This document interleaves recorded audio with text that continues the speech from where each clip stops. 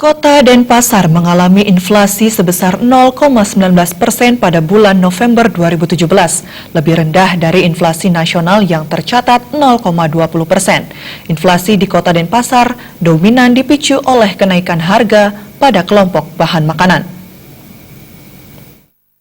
BPS Provinsi Bali mencatat, berdasarkan hasil pemantauan harga pada bulan November 2017, Kota Denpasar mengalami inflasi sebesar 0,19%. Komoditas yang andil memicu inflasi antara lain beras, bawang merah, dan daging ayam ras.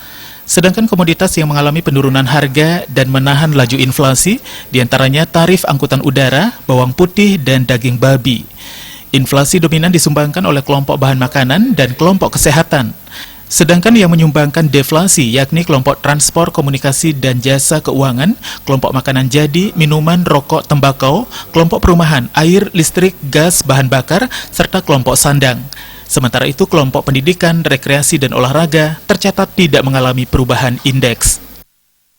Di Denpasar ada perubahan indeks harga sebesar 0,19% tadi itu disumbang oleh bahan makanan terjadi 1,11%, sementara kesehatan 0,41%, untuk kelompok pendidikan, rekreasi, dan olahraga relatif tidak menyumbang atau 0,00%. Barangkali kalau dipajangin komanya 4 angka ini terjadi perubahan juga di sini. Inflasi Kota Denpasar lebih rendah dari inflasi nasional yang tercatat 0,20%. Dari 68 kota yang mengalami inflasi, Kota Singaraja tercatat mengalami inflasi tertinggi sebesar 1,80%. Darmawan, Bali TV.